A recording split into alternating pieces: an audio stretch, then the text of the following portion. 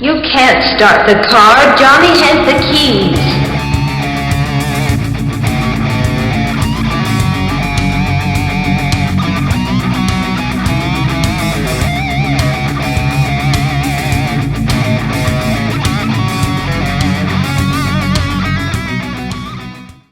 Hello, hello, hello out there in podcast land. You have reached Johnny Has the Keys, where we talk about horror movies and science fiction films and those key elements that help lift those films above the average genre fare. And I just realized that sometimes they're good films and sometimes they're bad. So I guess the bad ones have key elements that lift them above too. Wouldn't you say? We need to do a few more bad ones. I've been listening to a couple of bad movie episodes, and they are much funnier than our good movie episodes. Well, we can react stronger to them usually instead of just going, "This was great. This was great. This was great. That was awesome." Yeah. Exactly.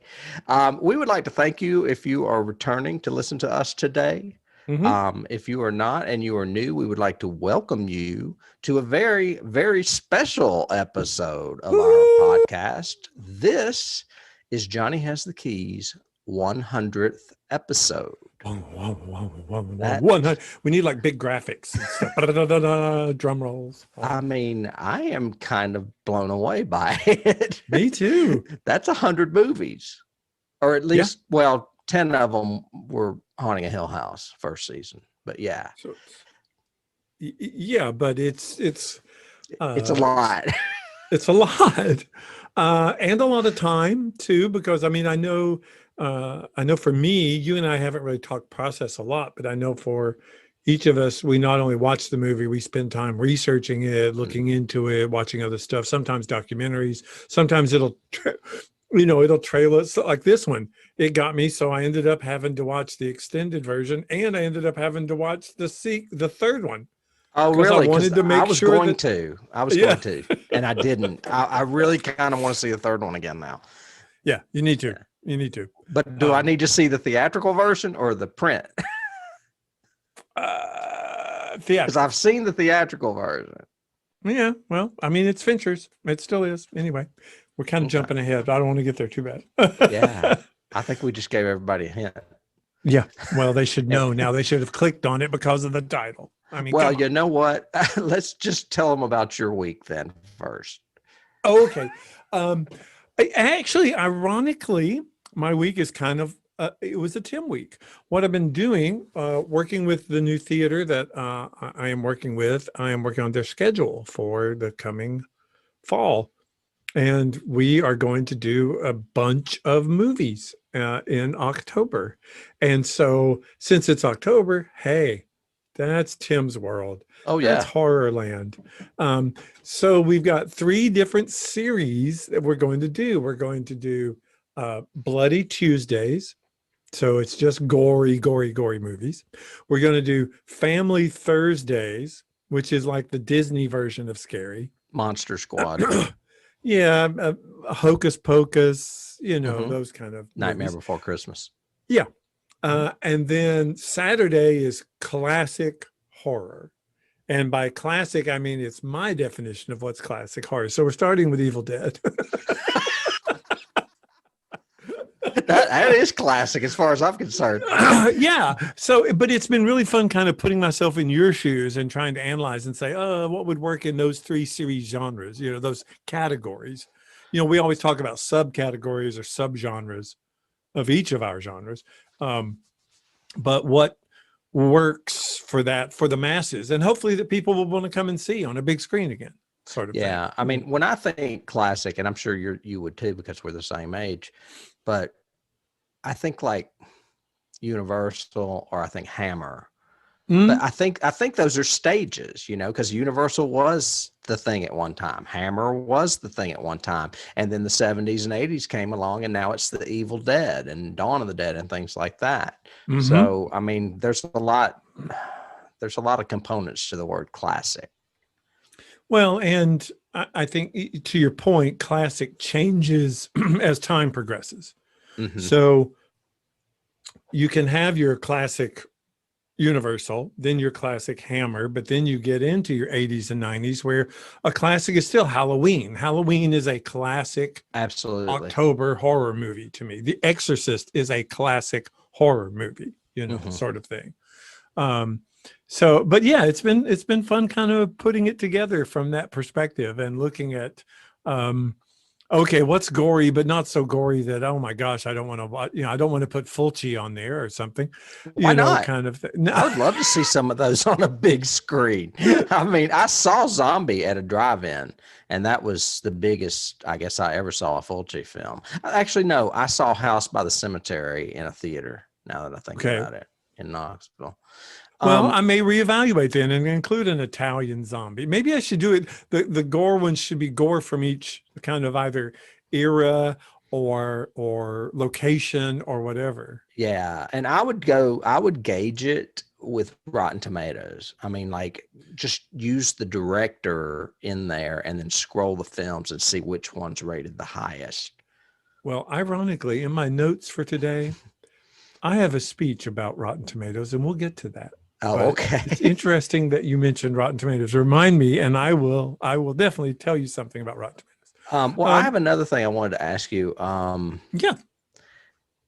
Actually, I may be on to what you're going to say about Rotten Tomatoes, but no, I doubt it. Is it the thing on Citizen Kane? No, well, no, that is stupid. Just stupid. Okay. No, what I was going to ask you is, since this is a new venue that you're managing, and they do films as well as other things like theater and music, how do you obtain the films now? How is that, like, just a DVD? What do you do to get the film? No, you still have to have licensing. So you still have to have rights and licensing. So there are different companies that control those particular libraries. Like, it's taken me, like, Criterion is one. They have an entire collection, of course. Swank is another company, and they control a lot of the Disney type stuff for smaller independent venues like mine. So you have different companies that you go through. One of the hardest ones right now is Turner. Turner Classics is hard to get a hold of rights to. But you have to let them know the dates and let them know, your venue size, all the particulars. And then they'll give you a quote for how much that, rental is going to be. And sometimes they'll send it to you digitally. You'll get a downloaded encrypted file that then you project with your projector, or they'll send you their encrypted DVD, and you have to return it. It's kind of like Redbox for, our Netflix used to be. That's so strange. Yeah. Cause you're just renting it, sort of thing. Okay. I was just curious how that worked, especially with, old obscure films like Zombie or, Beyond the Door. Well, and some of those I might not be able to get a hold of. So I've got to take that into consideration too. What titles can you actually get licensing for? So we'll see, what I get and what I can do. And I'll probably update it later on, whatever. So, okay. Yeah. For our 100th, I'm living in Tim's world. So. Nice. Well, I'm still in my world as well. What do you do?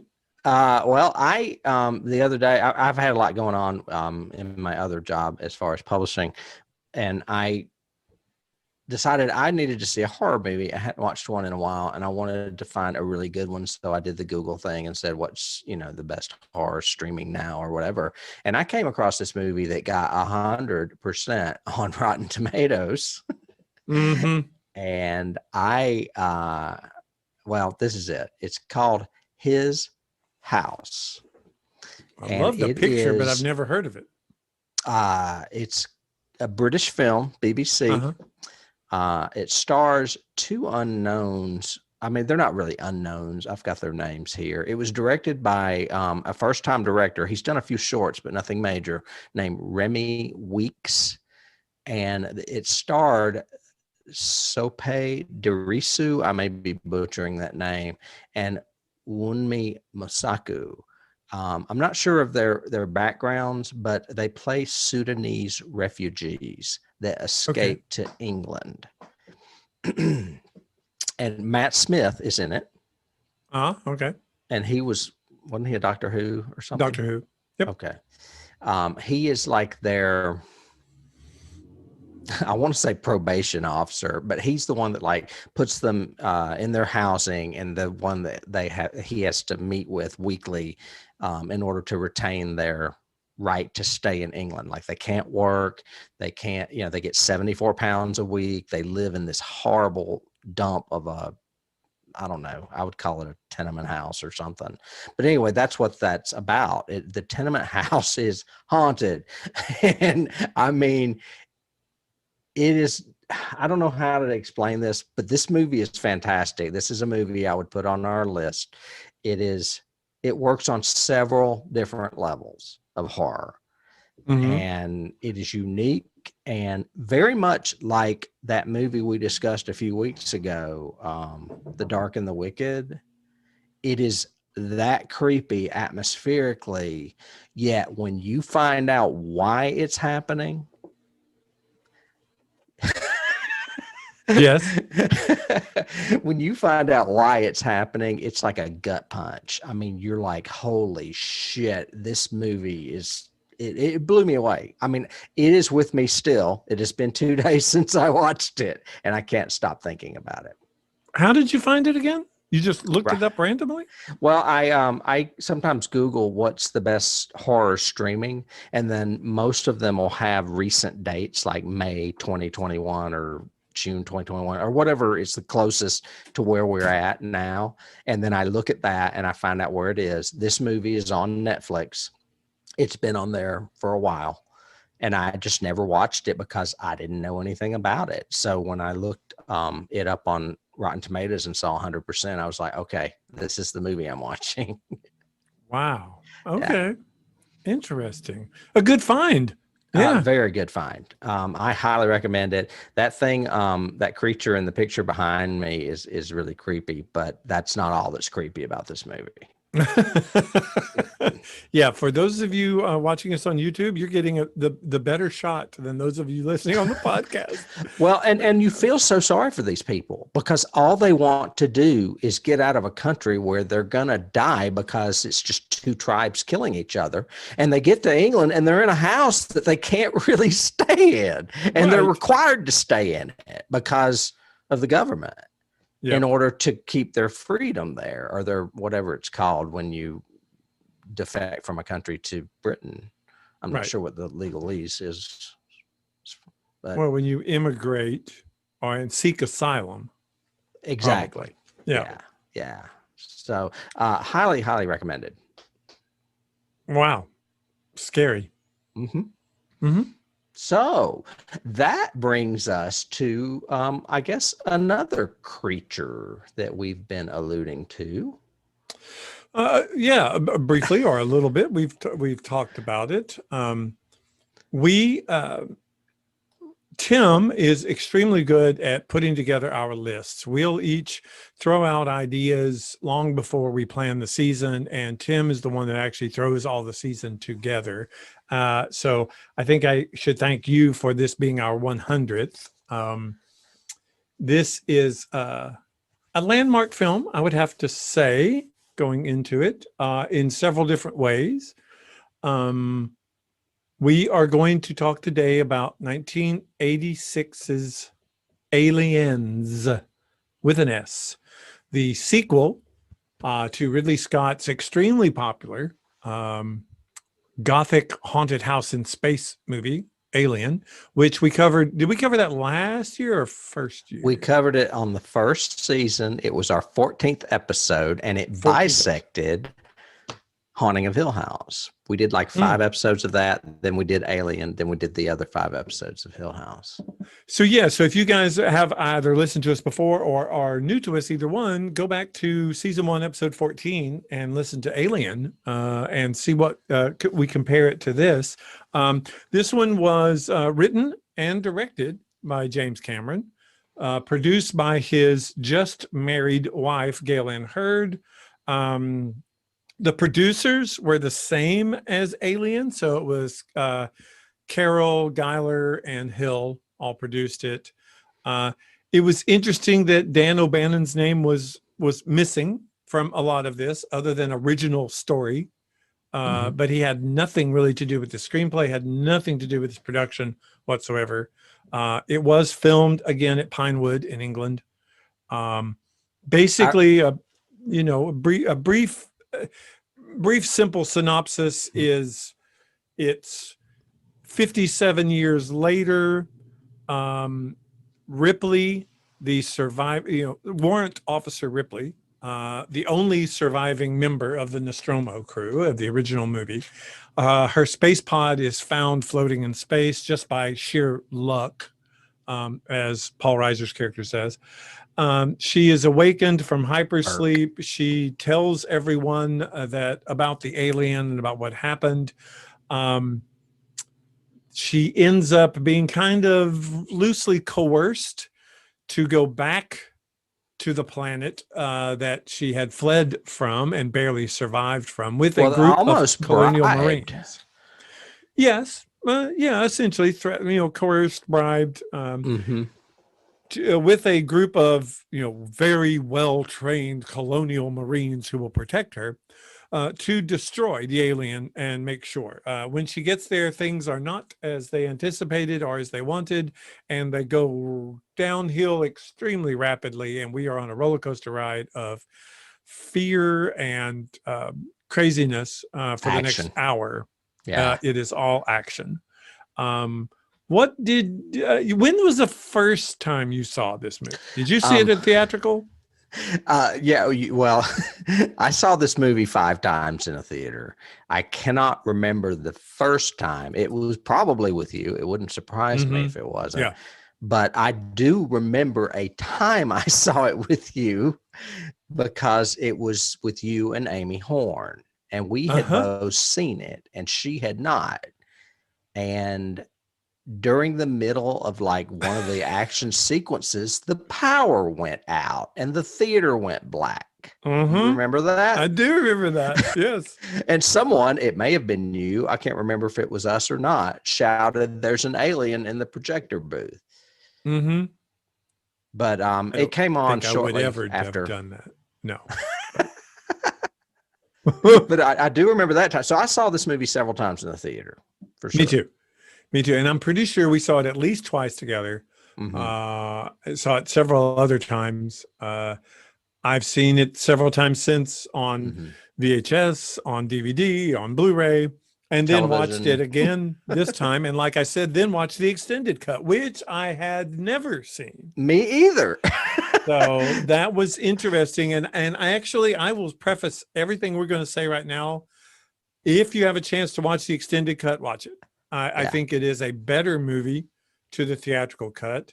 One of those rare exceptions where the director dicks with it after he's released it and it's actually better, as opposed to like Close Encounters or something like that, or Star Wars where they dick with it and it's not good. Again, watching it this week, going into it, I really wanted to hate it. Again, every time I watch it, I want to hate it because James Cameron's name's attached to it, because I don't like James Cameron. But 3 of my favorite movies he has directed and or written and directed. Terminator is a great movie and is well done. This movie is a great movie and is well done. And The Abyss is another one. Okay. But I hate Avatar. I hate Titanic. I don't like the man himself. And I will just state right up front, I also watched 2 makings of this, and they could not stop talking about how terrible it is to work with James Cameron. The only 2 people that had good things, well, Michael Biehn, of course, loves him and says several times, whatever Jim wants, we give it to him, and yeah, he can get a little heated sometimes. Sigourney says, Jim Cameron's brilliant. He's great to work with. And Lance Henriksen says, I like working with Jim on anything he wants. But everybody else, including the girl who played Newt, said that he was very scary. He's very intimidating.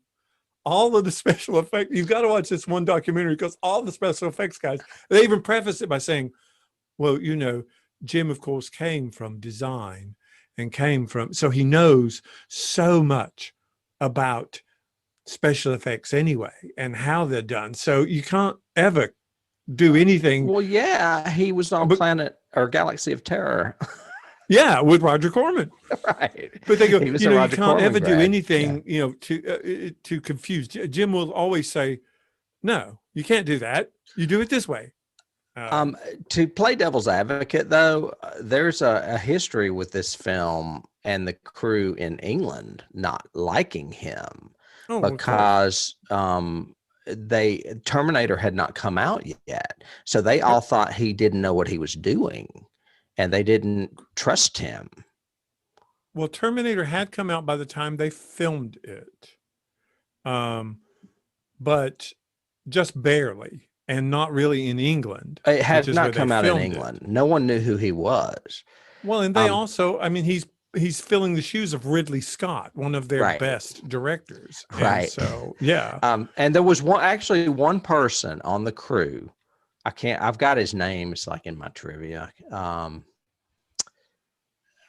It's not important. Anyway, there was one guy that was on the crew that did like him and has returned to work with him again all the way through like Titanic. But the rest of the crew just were very, I don't know. They didn't respect him and they didn't like Gail because she was a woman and they thought she got her job because he was married to her or that they were a couple or whatever. They didn't like him. Now I agree with you on what we've read as far as his history and being somewhat of a tyrant of a director, but I don't know that he was at the time. I think he was still sort of a novice. Oh no, he was. If you watch this documentary, if you watch documentaries of the making of this, it's so good because he goes like they're doing the face hugger scene, and he's wanting it to, you know, be pulled by a wire and hit the lens, and you know, so he's looking through the camera, of course. The way he does a lot, you know, the cinematographer just has to step back and let Jim work the camera. But Ridley was the same way. So there you go. But anyway, and he's going, okay, now pull it. No, what the hell are you doing? Why are you doing it that way? No, look, put it here, raise your left arm, raise your left, you know, and he's just yelling at this guy. Wow. And they talk about, I mean, they tell horror stories of him on the set of stuff he did. That being said, we have done more movies by him on this podcast than any other director. Well, Ridley Scott is number 2. Well, good. Well, Ridley deserves it. We need to do Stanley Kubrick next. No, but actually, after this season, Stanley will be up there, I think. But you know, Cameron, begrudgingly, I have to admit, you know, Cameron will go down in history for the cinema, even more so to me than Spielberg. And Spielberg, I think, is a much better storyteller. But he has the blockbusters. You know, his Avatar went above Endgame again. And he sent, you know, stuff to the guys saying, you know, it just. I don't really remember it. I need to watch it again. Especially since there's sequels coming out and Disney has an entire world in Animal Kingdom. Of Avatar? Yeah. No, don't watch it again. Just don't. Just don't. It is one of the worst scripts never mind. Anyway, but I have in my notes here, just to start us off with, this is a great sequel. As a matter of fact, this is a great example of how to do a sequel, to extend the story without repeating the story, and to bring you can have different elements and homages to it, and even the style of the first one you can have an homage scene to without it being pandering, if that makes sense. IMDb ranks this as the best sequel ever made. It's even higher than Empire Strikes Back, which is saying a lot. I wouldn't disagree with them. Screen Rant ranks this as the 3rd best sequel ever made. Rotten Tomatoes, guess what they rank it as? The 10th? I don't know. The 12th. They rank it as the 12th best sequel. What are some you know of the what ones number 1 is to Rotten Tomatoes? You know what the number 1 Rotten Tomatoes sequel is? Oh, it's going to be something good like Home Alone. Paddington 2. Hey, you know what? I've never seen it. Maybe it's pretty good. No, it's not. It's not pretty good. That's why I just, you know, we've mentioned it before on the podcast. I do not trust Rotten Tomatoes. Oh, I I do. do not trust them at all. Well, Their I don't top look at site- lists like that. I look just the ratings. Well, like you were talking about Citizen Kane. For the first time in Hmm. ever, Citizen Kane was knocked off the throne of the best, quote, best movie ever made because they found a review that trashed it from, when it first came out. Right. And that ended up bringing its analytics down below Paddington. Paddington, the bear. Is the best movie ever made? No, it is not. And, if you Google inside Rotten Tomatoes, if you go to their search bar and say best science fiction movie, guess what number one is? Oh, it's going to be good. Galaxy of Terror. Wizard of Oz. They think is the best science fiction. You know movie what? ever made. I have problems with Amazon and that too, because a lot of horror is considered science fiction on Amazon. I know. Yeah. Well, and number two on Rotten Tomatoes is Black Panther.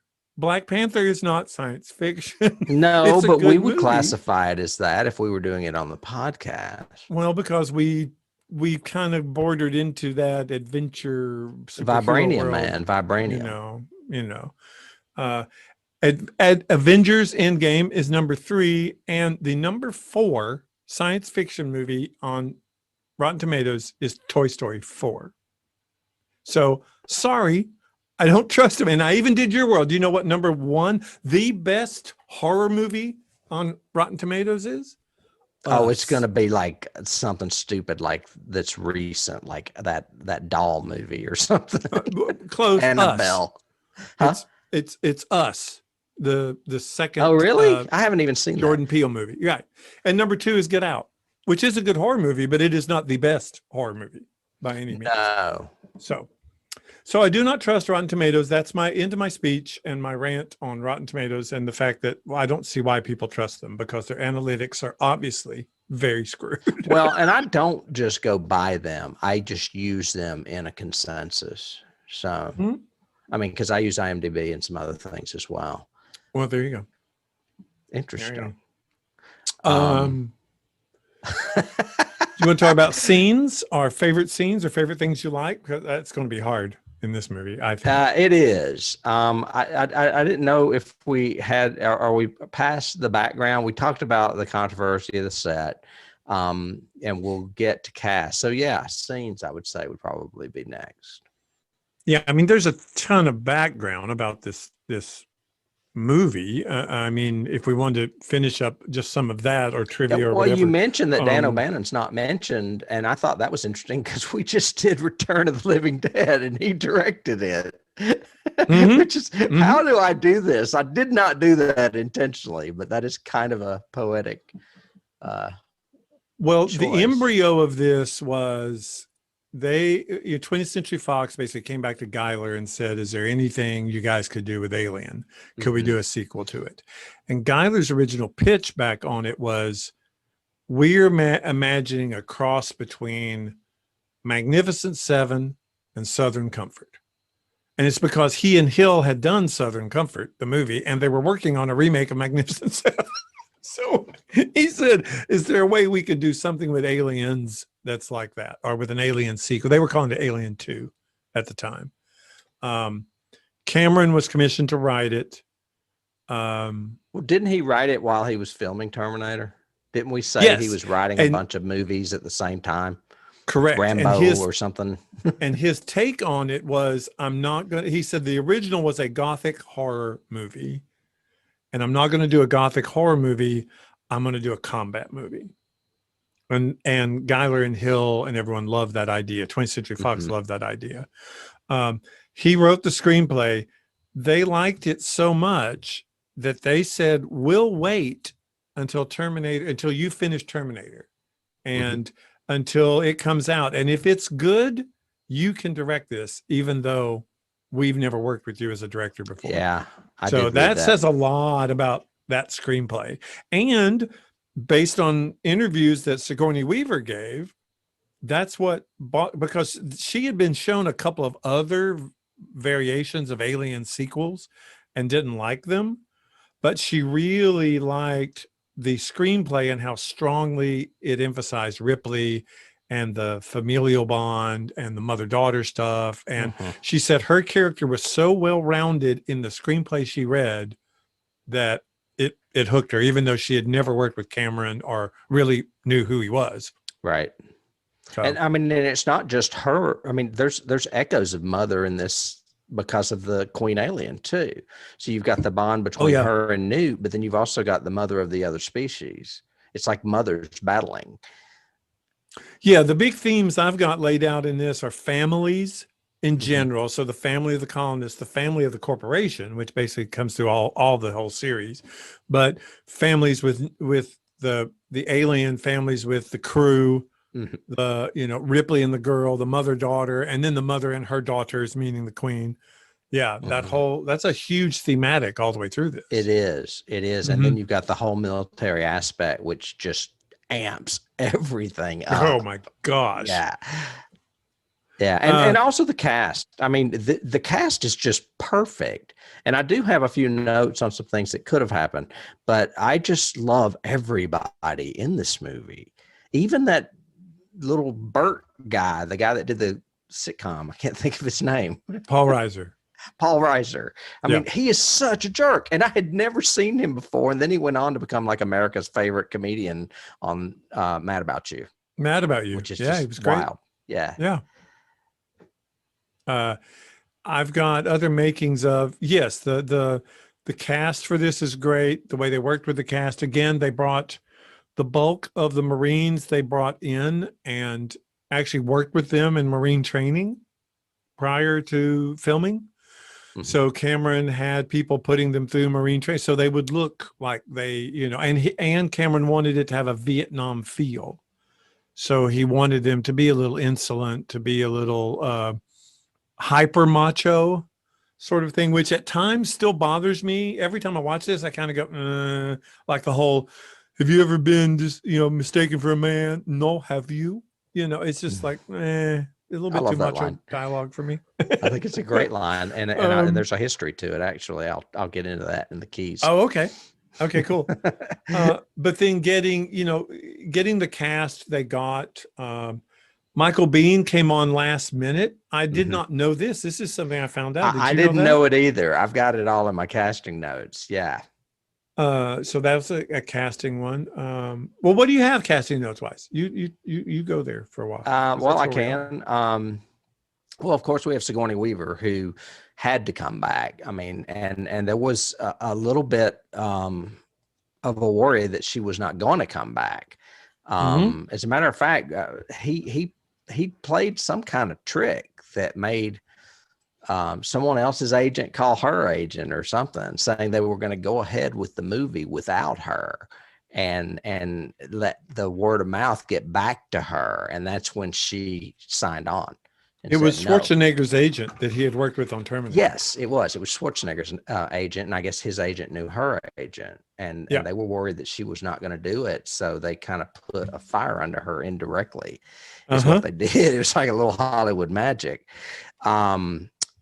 Carrie Henn, who played Newt, the little girl, Rebecca, she actually never has done another movie and has been haunted by the word mostly for her entire life.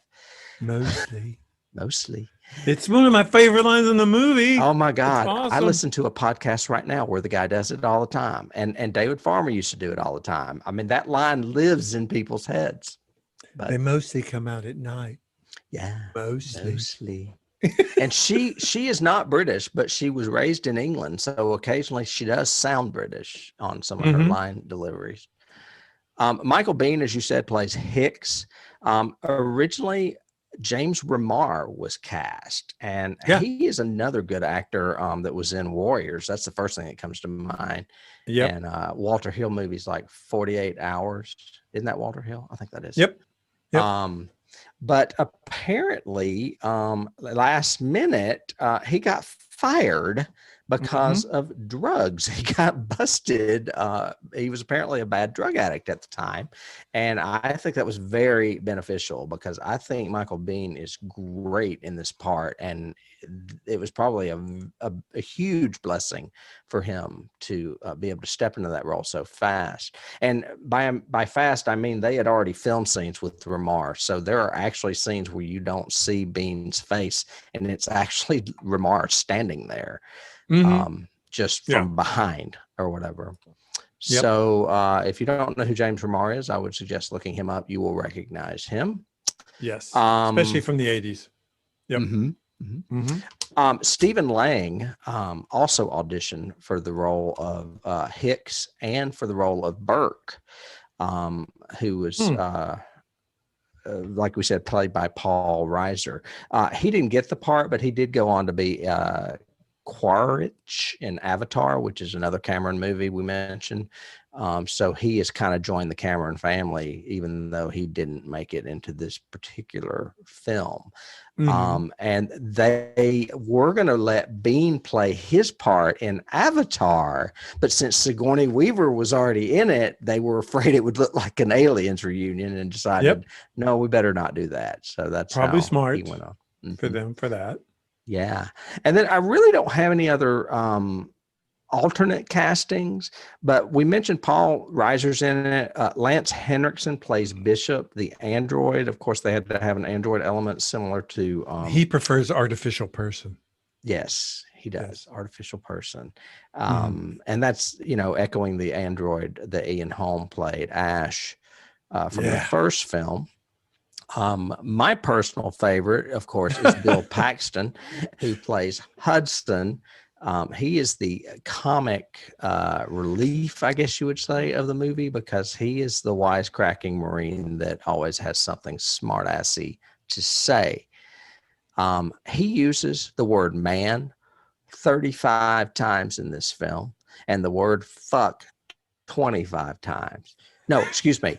The word fuck was said 25 times and 18 of them are his. Yes. Yeah. That makes sense. Yeah. So that's why he's my favorite character. I think Paxton, he will always be remembered for this role. This was his defining role. I mean, much more so than, I saw some negative reviews and they were saying, so what did James Cameron do? Did he see Weird Science and go, hey, that guy, get that guy and let him just do that same thing again? His name was Chet. And I was going to say, I remember him from Weird Science. Yeah. Because he asked Wyatt how he would like to have a greasy pork sandwich served in a dirty ashtray. Yeah. One of the best lines in the movie. And he has, the bulk of the quotable lines in this movie. We're in some sweet shit now, man. Right. And if you watch the extended version, he's got more that I never had heard before. When he's talking about the Queen Anne going, man, and they're big. Those queens are big. And he's holding up his hand like that. Yeah. He is a great comic foil in this. He works well. He plays it just to that borderline without it getting so stupid that you really hate the character. As a matter of fact, you end up hating Paul Reiser's character a lot more, which is good storytelling, in my opinion. Gorman, I think, is a bit of a cliche in this. He plays a little, it's that typical, the fresh green lieutenant in the Vietnam I'm in charge, story. but I don't know what I'm doing. Yeah. His name is William Hope, and I looked him up because he's got a very familiar face, and he's been in a lot, but you know what he's done a ton of that kind of blew my mind? He has dozens of Thomas the Train animation where he does voice work. So he must be like a major character on Thomas the Train. I guess it's PBS. It's some kind of kids show. I don't know if it's PBS or not. It's not. He could be the train, maybe, or the conductor, maybe. I don't know. Anyway, he's big in voice acting. Okay. Thomas, I'll believe you. I'm serious. After that, we've got Vasquez. Yes. Did you want to continue with Lieutenant Gorman? I'm sorry. No, I just saw Gorman is probably of all the characters in it, even some of the lesser Marines that I don't even remember their names, but like, oh, I have to hold all the explosives, guys. Now I'm going to blow up, and oh, I'm the doctor girl. Now I'm going to get killed. Even them to me have a little bit more character development than Gorman, except Gorman does have a great death with Vasquez. That's a good scene. It is a good scene. So, and she's the one that probably respects him the least too. Mhm. Yeah. Yeah. Speaking of Vasquez, she is played by Jeanette Goldstein. That doesn't sound like a very Hispanic Mistaken name to me. right. It's not. But she does play other nationalities. I read where she's Scottish or Irish on some pretty popular show. I can't remember what it was. She is well respected in Hollywood as a character actress. And she must like Cameron because she's been on several of projects, what I would call peripheral. Well, let me ask, in our projects. super sensitive society now, do you think she could have been cast in that part if they were filming it now? Or do you think there would be huge outcry? From the trans community? Absolutely, yes, or absolutely? No, from the Hispanic community. Oh, because like, what's her name? Tilda Swinton, whatever. Who was in Doctor Strange, who played the ancient one. Yeah, got huge flack because she's supposed to be Oriental, and she's not. Scarlett Johansson, huge flack for Ghost in the Shell because she's supposed to be anime. She's supposed to be Oriental or Japanese or ethnic, or whatever the correct term is now. Because I heard that there was a little bit of outcry at the time that they cast Jeanette Goldstein in a obviously Hispanic role, and she wasn't. And to me, it says, hey, that's a good actor or actress. It doesn't mean that we're trying to be racially. What do they say when you take somebody else's race stuff away from them? Casting as far as nationality versus, playing race versus race, or being a different race. Right. I don't know enough about it to really venture an opinion. I'm like you. I think that if you're good and the part, you should get the part. I don't have a problem with straight people playing gay people, and I don't have a problem with gay people playing straight people. Right. And I don't have an issue. To me, it says you're a good actor if you can play a different ethnicity. I don't have an issue with it, but a lot of super sensitives do. It's that whole thing that came up with cultural appropriation. Mm-hmm. The whole, okay, you can't dress your kid as an Indian for Halloween because you're insulting the Native Americans. And I'm like, what? Really? What? I know that has gone away. I wouldn't be dressing up that way for Halloween anymore. Even Western movies have gotten away from that, I think. Well, okay, another good example. Johnny Depp played Tonto. Right. And got in huge trouble for it, kind of thing, or flack or feedback or whatever, blah, blah, blah. Anyway, she does a great job. Who cares? She's a great I think she does a great job too. I would have ventured to say she's so butch that she could possibly be trans or be a lesbian. However, she clearly has either a very strong friendship or a relationship with the guy that plays Drake, the blonde. Yeah, guy. Mark Ralston. Mark Ralston is the actor. Yeah, I think their bond is really good and cool, mm-hmm. and I like the strength that it gives both of those characters. Mm-hmm. Yeah. And then the only one I've got casting wise is Apon, who actually was a Marine. Right. I found out. And so that's why he is very Full Metal Jacket all the way through this. So assholes and elbows or something. Yeah. That's a key. Day in the Corps. Yeah, he's great. I had a couple of, oh yeah, you're right. Apone, and then Mark Ralston played Drake, and then very briefly, Rico Ross played Frost, who is one of the first ones killed, I think. Is he the one set on fire? I think he gets caught on fire. Frost, yeah, he's the one that's holding all the ammunition and gets hit with the flamethrower and drops it and falls down, and then it blows up. Right, right. Yeah. So Those just are our a very overall incredibly strong ensemble. Led by Sigourney. And I love some of the things she does to get respect. Like you were talking about scenes. We never really did a lot of the scenes. Yeah.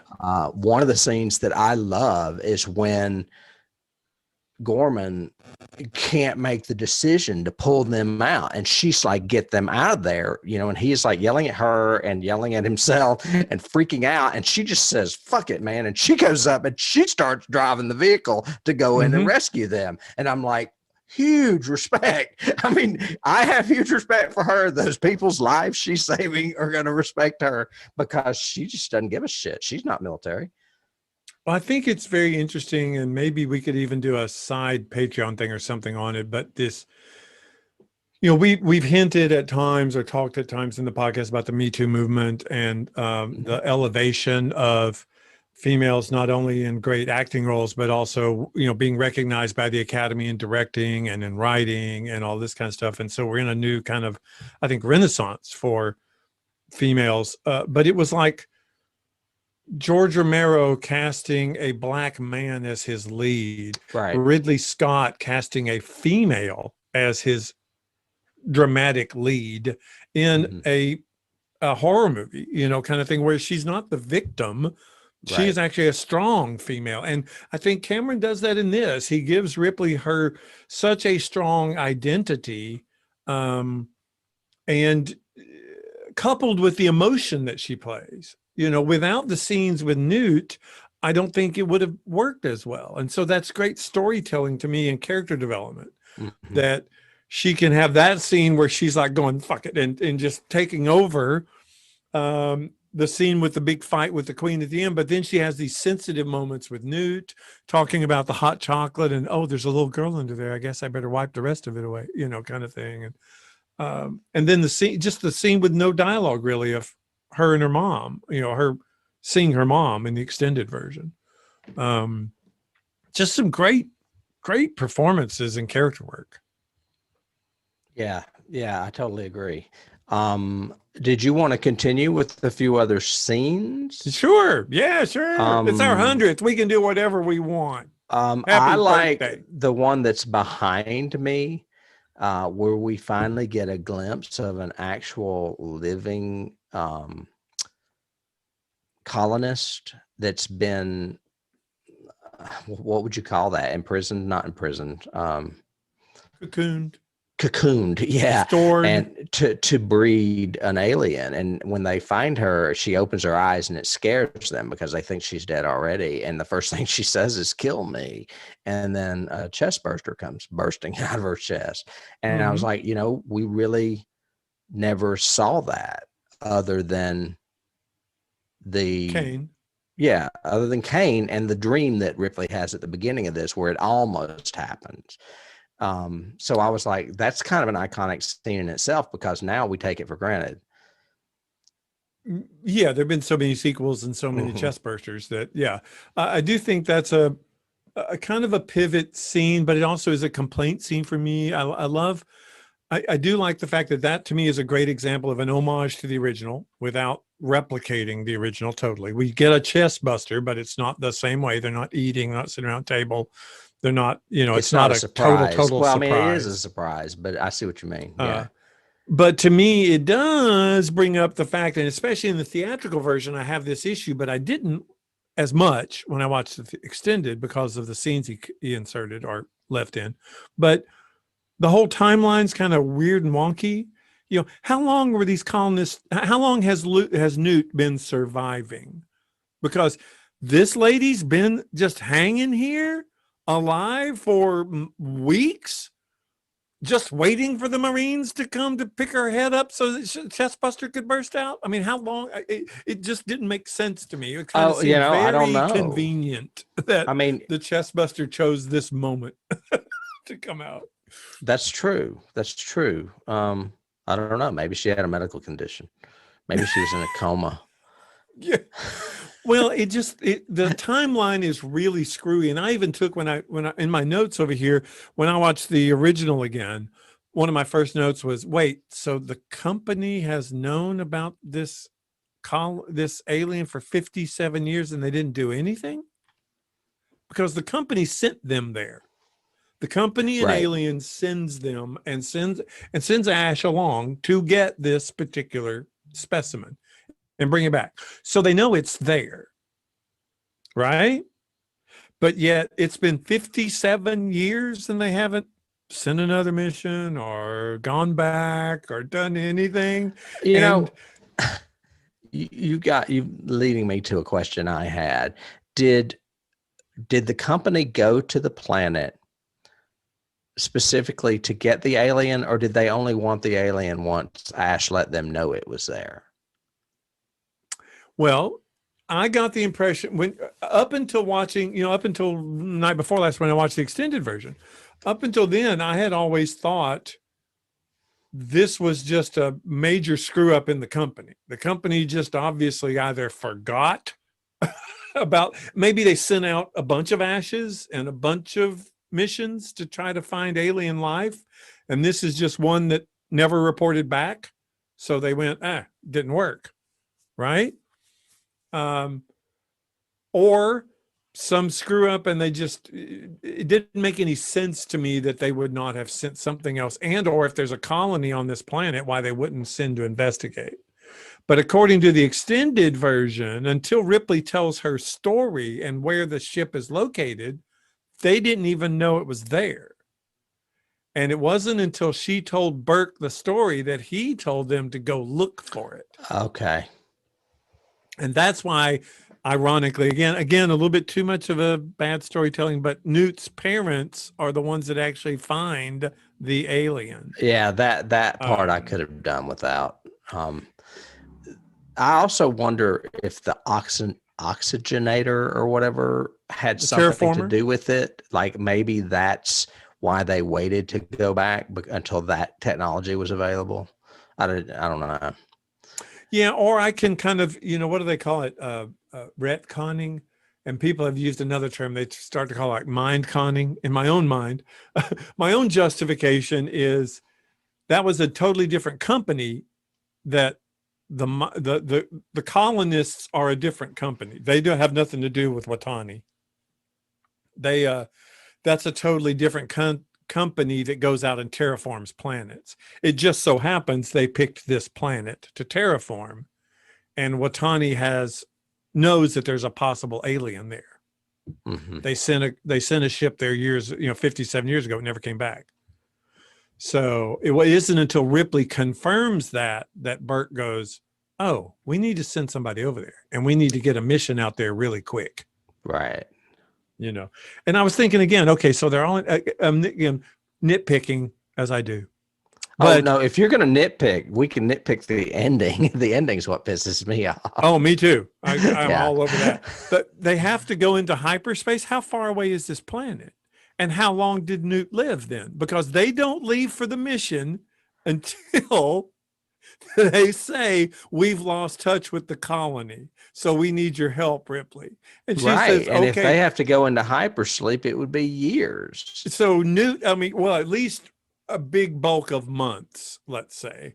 So let's say it's, for sake of argument, 9 months. So Newt has been living in that hole under the floor and surviving for 9 months. And so has this chick behind you. Right. That's what I was thinking. But I think, doesn't Ripley say how long she's been surviving? Doesn't she say 9 weeks or something, or so many weeks? Like when Bill Paxton's complaining, Hudson, he says something about, we're not going to survive. Well, we put her in charge. No, yeah, exactly. But it's when he says 12 days, and he goes, we're not even going to last 12 hours. And Ripley points at Newt and says she lasted so many days.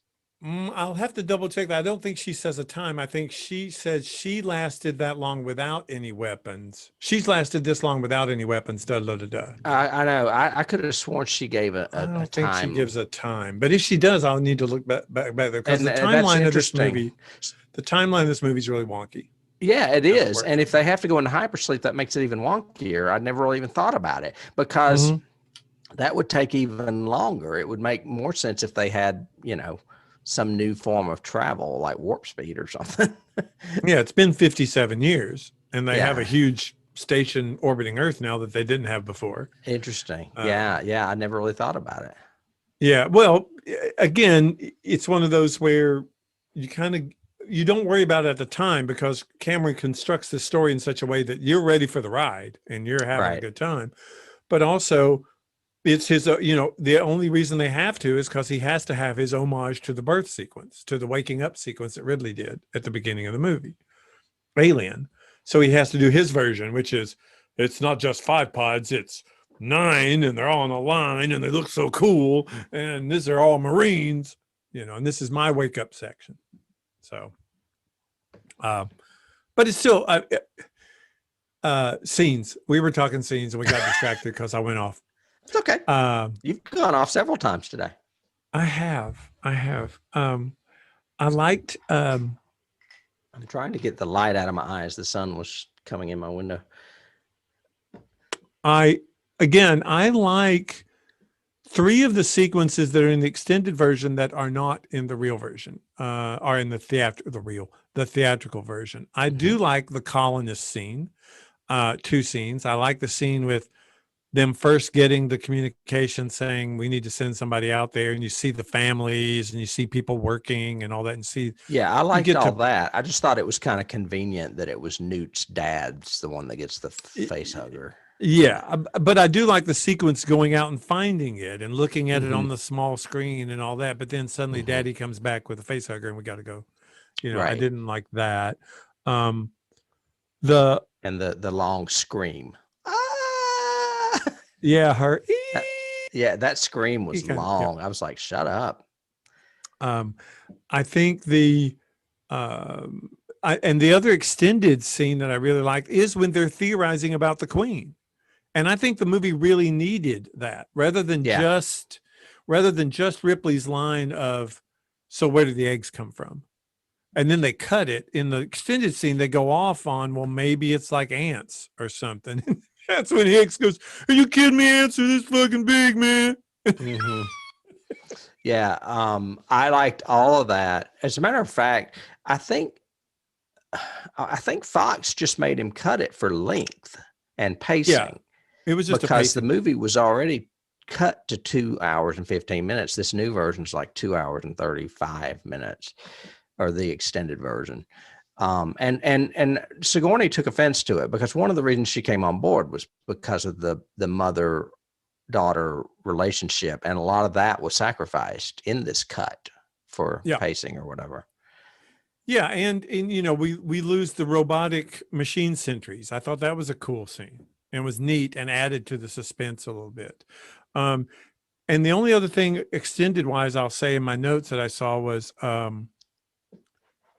it makes more sense because the way it's edited, Ripley actually puts her in the room to go to sleep before Bishop tells them that there's an emergency and we only have 4 hours left.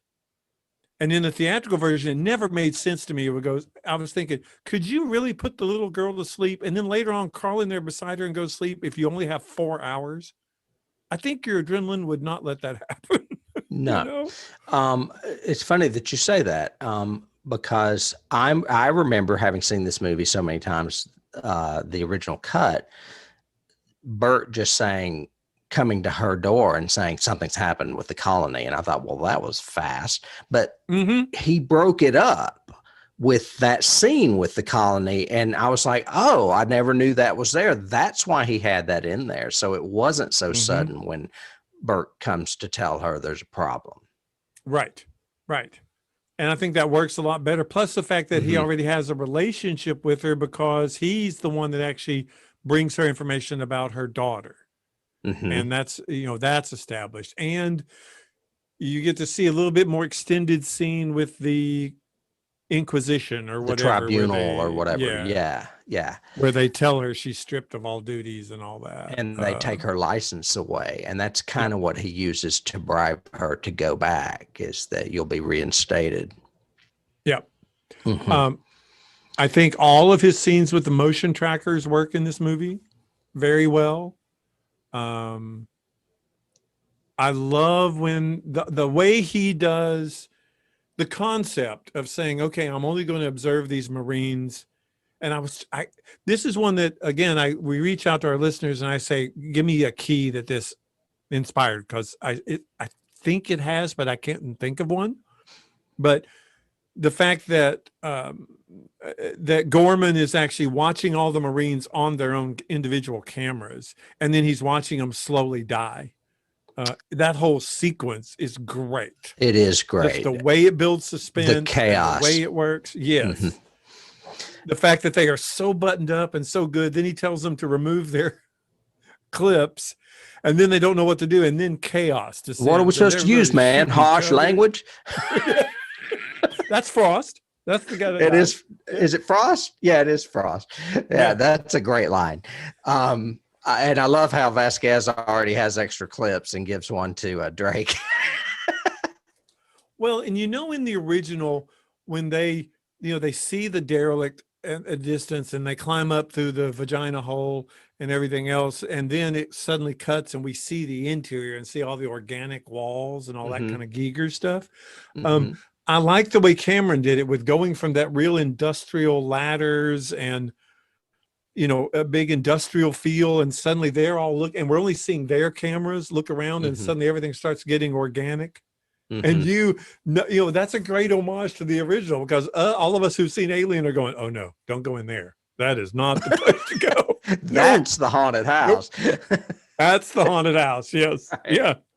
Don't go in there, man. Yeah. Yeah.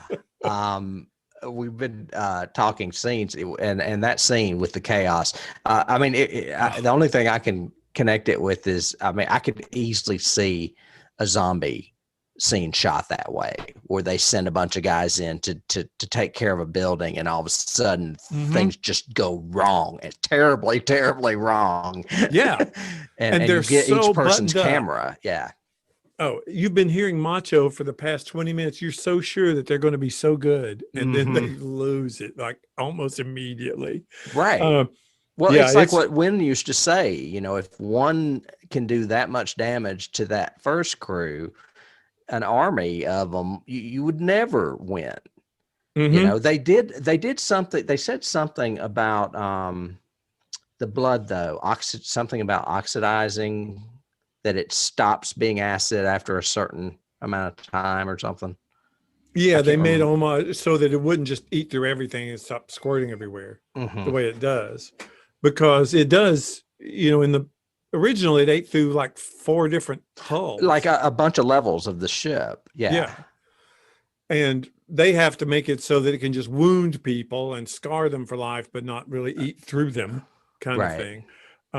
So I think the oxygen, the fact that they were terraforming and it was oxygenating the atmosphere helped with that. Right. I liked having a little bit of explanation there. Back to scenes. One of the other scenes that really strikes me is after Ripley has rescued Newt. It's already cool that she's going back, and Bean's like, we're not going anywhere without you. And then she goes and she rescues Newt, and they're running. And I love the way he shot it, because she's running and she stops, and you don't know why she stops. And then they just pull back, and you see that she's in a room just filled with eggs.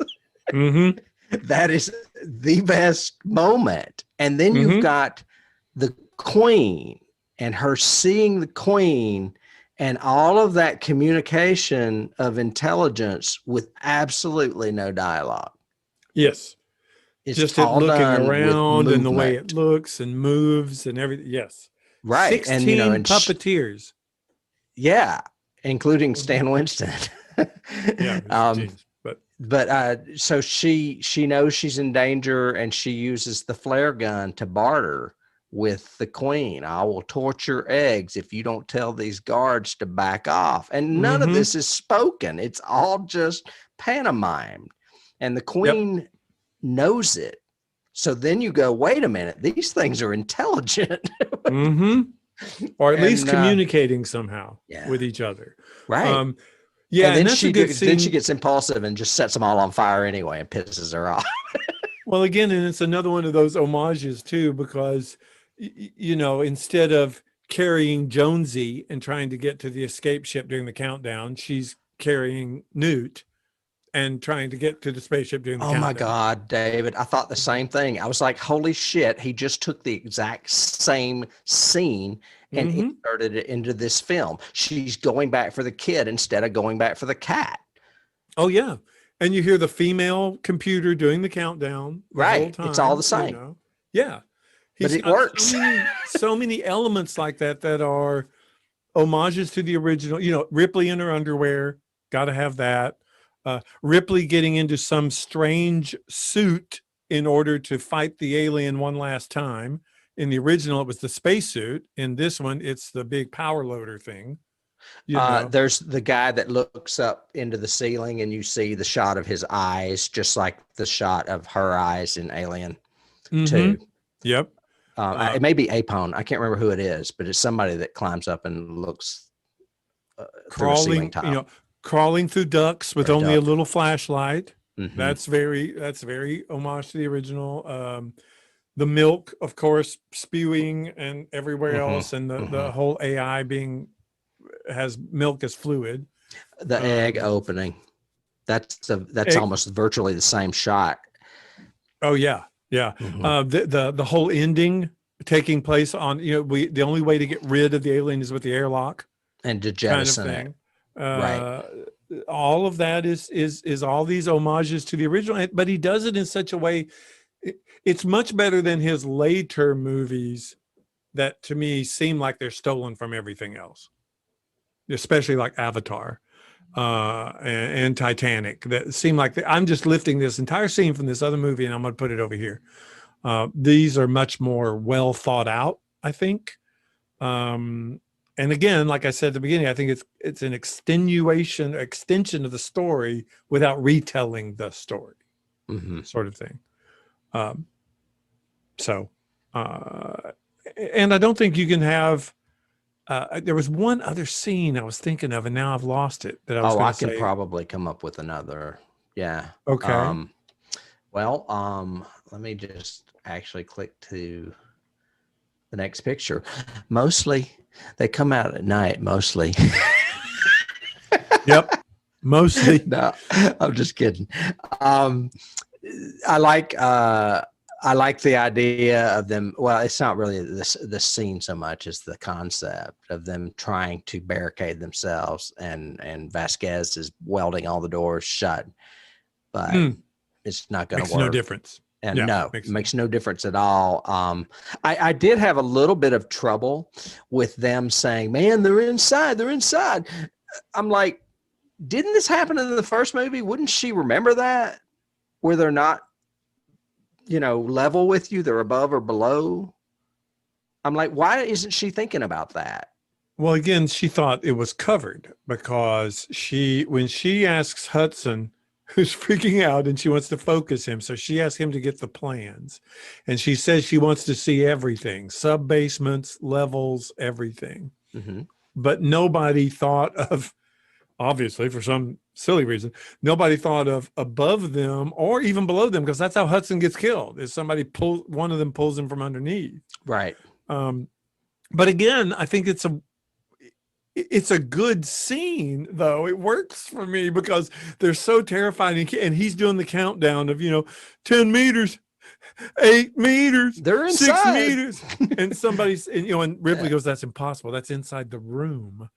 And then Hicks gets up there, and Hicks still lives with 4 aliens. No, but anyway, we give it to him. We like all that.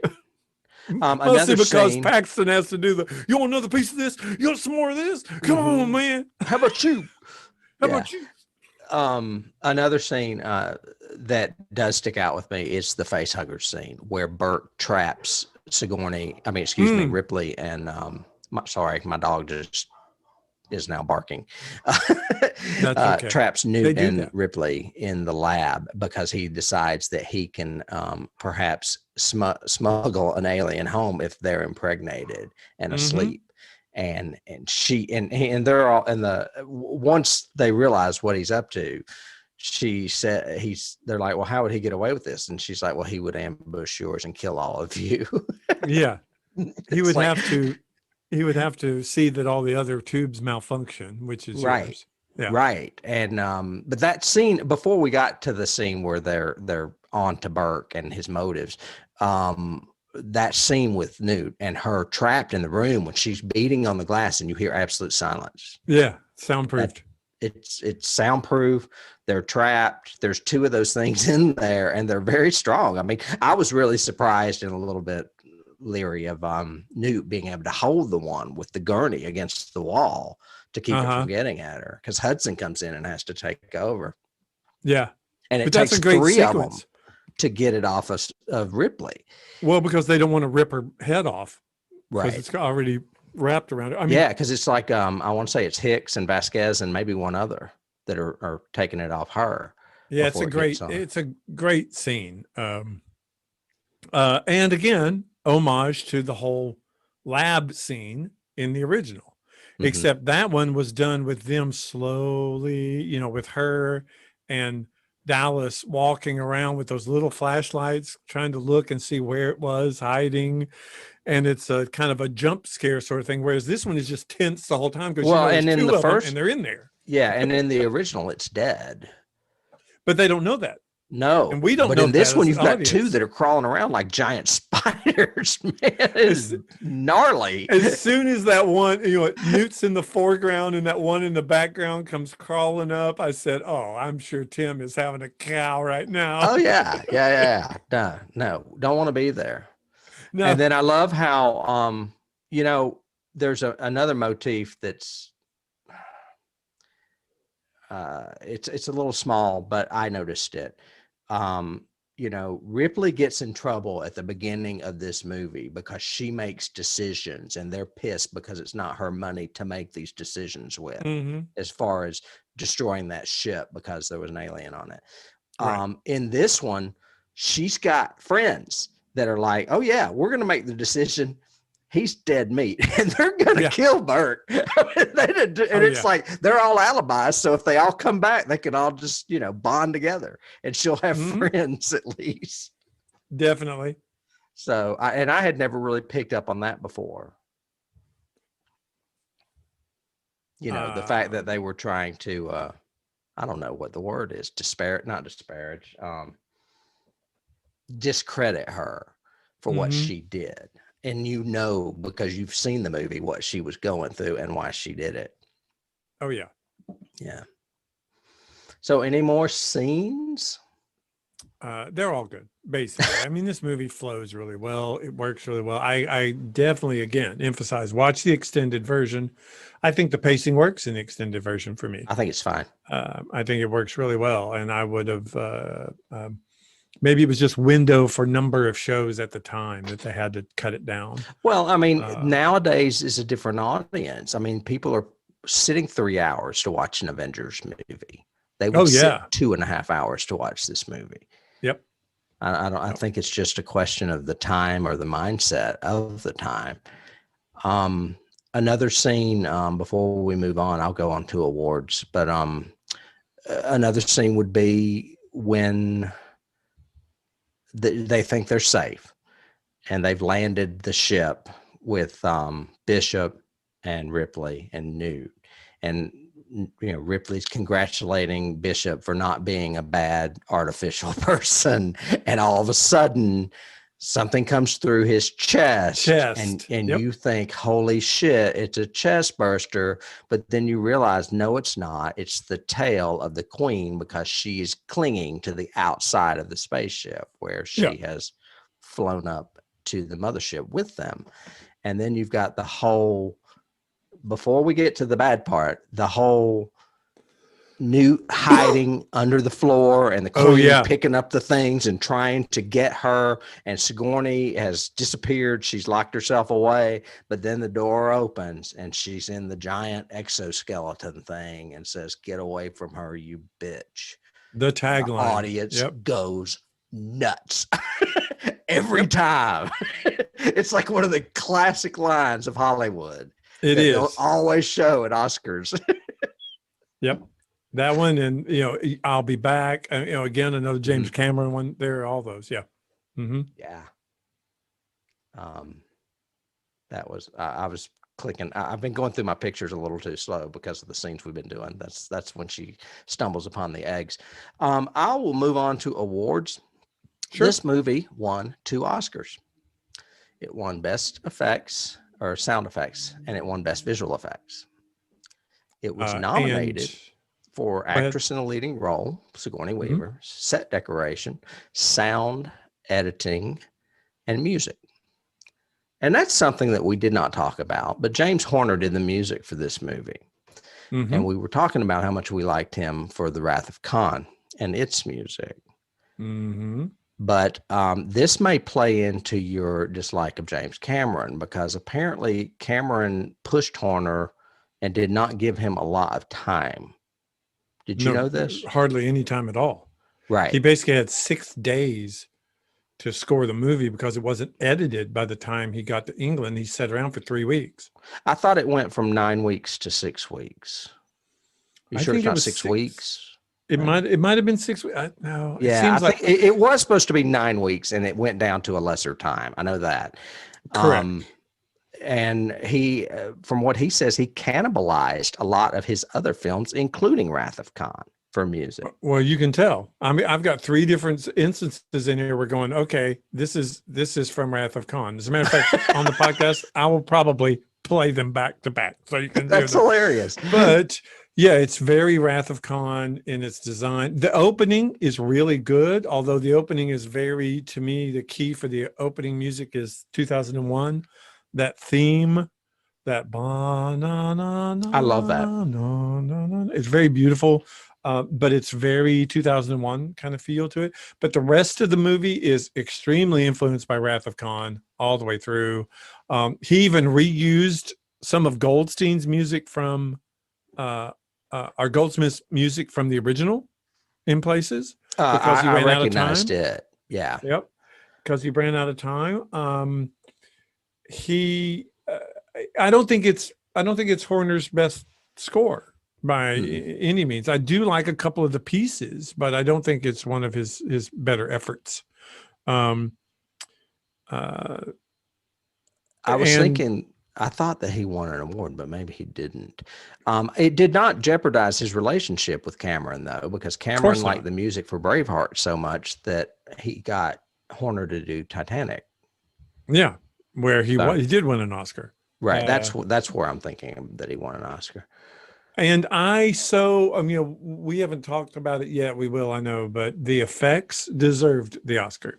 There is no CGI in this movie. It is old school model making. It's puppeteering. It's actual practical effects, and it works. And I so wish Hollywood could go back to that. I really do. I do. There are a few instances that I don't like, and it has nothing to do with puppetry. It has to do with the visual of one is like when the ship is landing on the planet. It looks like the background does not match to the actual ship. It looks like a film. And the scene where Sigourney is on the platform and everything's blowing up behind her, all that looked fake to me. Yeah, the 3 big gaffes, I think, are not as good, but kind of, interesting. They tried, but yeah, they did. The one you're talking about where they've got obviously a miniature blowing up and it's being rear projected behind her rather than green screen. The scene where the dropship crashes, because they had already done it and filmed it. So they projected that on a big screen behind them as they go running behind all the rocks, right? In the foreground. The Star Trek rocks. Yeah. Yeah. So both of those are But really. in all honesty, those looked fake to me in 1986. It's not that they look fake now; they looked fake then too.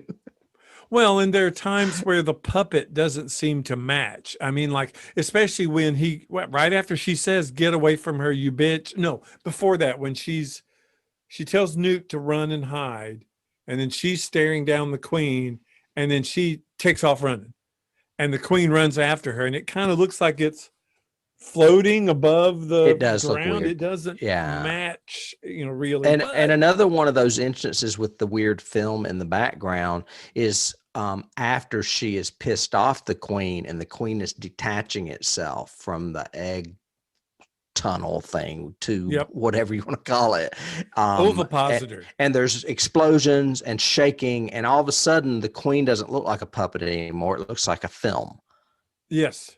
Yep. Okay. Totally That's true. another one too that I was thinking of. But I mean, those things bothered me a long time ago. They didn't just start bothering me. But Stan Winston built that puppet. It's like 16 feet tall. It's gigantic. It's huge. They had to take off great. parts of its head to make it fit in the freight elevator because it wouldn't fit in there. Yeah. When it follows her up. Yeah. It's freaking huge. And the chest buster looks great. The face huggers look great. The ship designs work. I love the gun designs in this movie. Those are practical guns. Mm-hmm.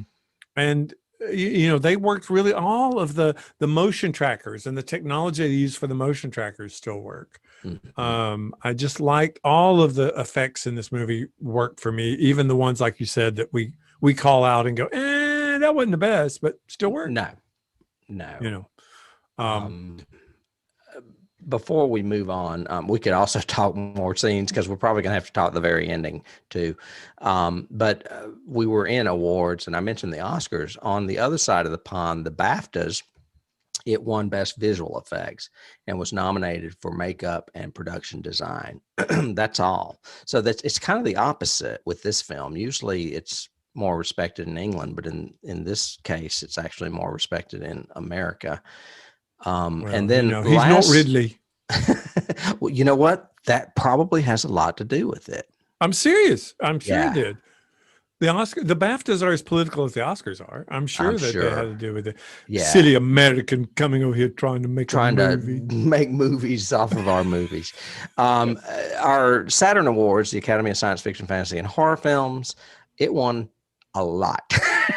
It won Best Science Fiction Film, Best Actress, Best Supporting Actor, Bill Paxton, Best Supporting Actress, Jeanette Goldstein, Best Performance by a Young Actor, Carrie Henn, Best Director, Best Writing, both James Cameron, and Best Special Effects, Stan Winston and his team. All of those were wins with Saturn Awards. That's why I like the Saturn Awards. Mm-hmm. Now, Michael Biehn was nominated for actor, did not win. Costumes and makeup did not win as all. And lastly, it is on the 1001 movies you must see before you die, just as its predecessor. Yep. So, trivia. I've got some trivia about this. It's kind of cool. Well, in some, it kind of works with everything, but before, when they were in pre-production, they actually got Sid Mead and Ron Cobb to be designers for the movie. That was brilliant. Sid Mead also did Blade Runner. He also did 2010. He did Tron. Ron Cobb had done Blade Runner. He did Heavy Metal. So they're both brilliant designers, and it really works, I think. And then their actual production coordinator was Peter Lamont, who had come from all the Bond movies. So he was used to big action sequences. And so that helped a lot. You had mentioned Stan Winston. Of course, Stan Winston is great with the makeup on this. Well, I mean, he's attached to most major makeup when you think about him.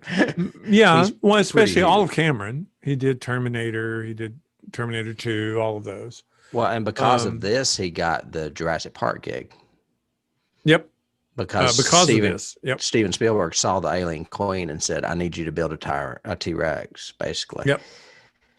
until they decided to do it with CGI. But he still built one practically. So and he that built like the works. that one you always see that's laying down.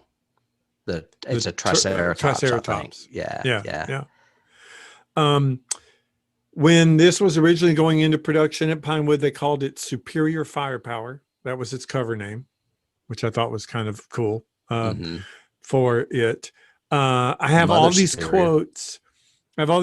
So talking about Cameron being difficult on set, Stan Winston says, every set with Jim is a little tough. People need to get used to it. Jim insists he gets what he wants. And some people can't handle directors telling them what to do. The special effects guys said, Jim is very demanding and he never takes no for an answer. Working on his set is always tense. He's passionate, hard driving, and frankly, insensitive. Wow. I've got Michael Biehn was actually cast on Friday night after 10 p.m. and was on set in England on Monday morning. Do you know what is ironic about that? I do not. John Hurt had the same thing happen to him with the original film. That's a great key. I did not know that. Really? Yeah. Yeah. Remember, he got. Oh, that's right. Because he was reading replacement. The script on the plane. Right. Yeah. Mm-hmm. Interesting. They fired the first DP 2 weeks into production. So kind of interesting. It's kind of like last week when we were talking about Return of the Living Dead, and they fired the makeup guy after a few weeks of production. But that DP was one of the Brits, from what I understand, that was rebelling against him. Yes. And he basically just said, well, fuck it, get out. And I mean, I don't have, I mean, I know he's kind of a tyrant. We know that from the movies we've covered, but I feel for him a little bit on this one because he's kind of a stranger in a strange land. Right. But he's got it's like systemic racism. I mean, you see it throughout all of his movies, you know, when you see an abyss and people don't want to talk with or work with him anymore and stuff like that. So, and I guess one of my latter trivia stories or cool things is Ray Lovejoy was the editor for this. And I think he was nominated for an Oscar. Didn't you say editing? I did. Mm-hmm. I don't know if it was a Oscar though. It was nominated for editing as an Oscar, but it won editing, I think, for Saturn Award.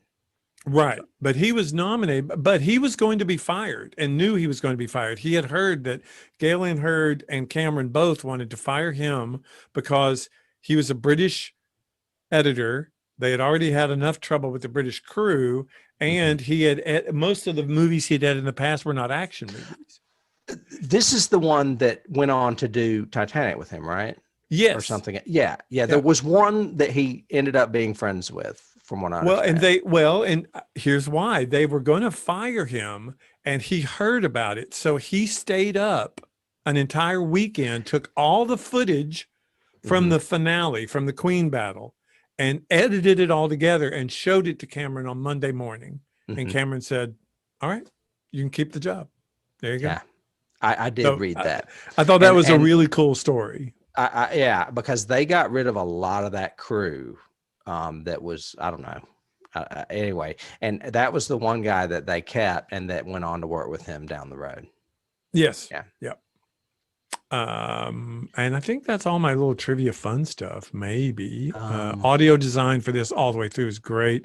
I chill up every time. It's just my geek, but in the beginning, when it's just showing Sigourney asleep in her pod in her shuttle, and you hear the sound effects of the computer coming on, and it's the same as Alien. I love that audio design. I just think it's cool. I don't know if you can see this. You're holding an Alien thing, a book. Hang on a second. Poster. Let me take this off a second.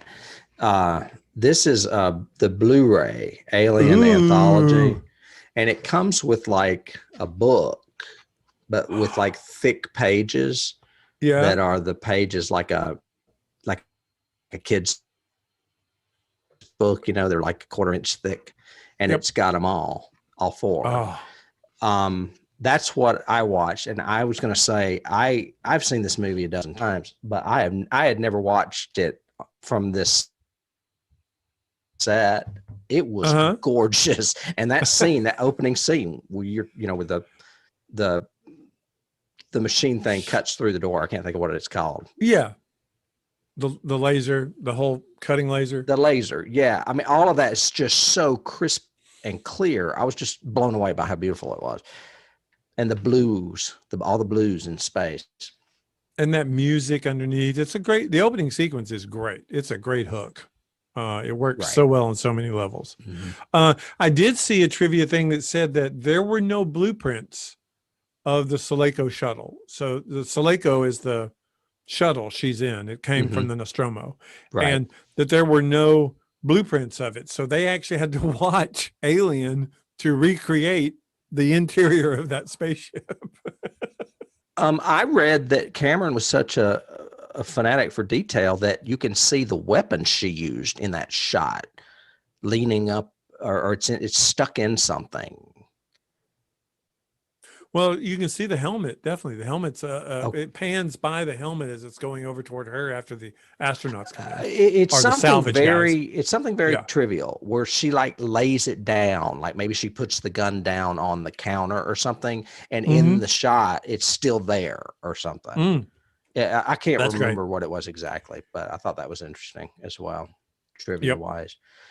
Do you want to discuss this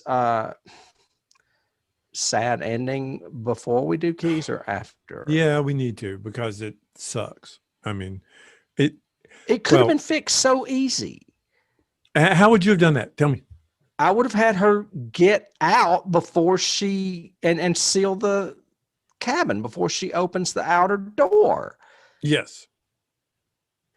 It would have been just as good if she had crawled out and we see the Queen trying to climb up and even strong enough to pick up the loader or whatever. Right. And we're afraid that she's going to climb out before Ripley can get the door closed, and it would still work. No, but yeah, exactly. I don't understand it. Okay. And anybody who, as they used to say, I don't know, dabbles in, I don't know, physics, would know that her entire arm would have been ripped off and she would be out there with the Queen had she done that. And you cannot open a vacuum to space and hold on to a ladder with one arm. Even if it didn't rip it off, it would just yank her out, with it still attached. There's no way she could hold on. Yeah, no. And I mean, we saw enough in The Martian, a few weeks ago to know how space works. And this is not how space works. No, it does not work. I understand him wanting to keep the airlock as the ultimate way to get rid of the Queen, because it also opens it up for a sequel, because we don't know if that even kills them or not. We know it killed it in the original because she also blasts it with the engines. The original, but in this one it leaves the Queen floating out there. She could just attach herself to another wandering ship or whatever.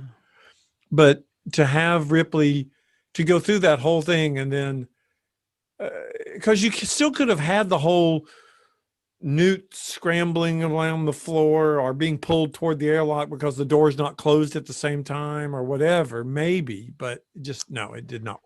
Yeah, I don't know. It has something to do with him wanting to amp up the pace and the tension, and I think he could have done it another way that would have been a little more realistic.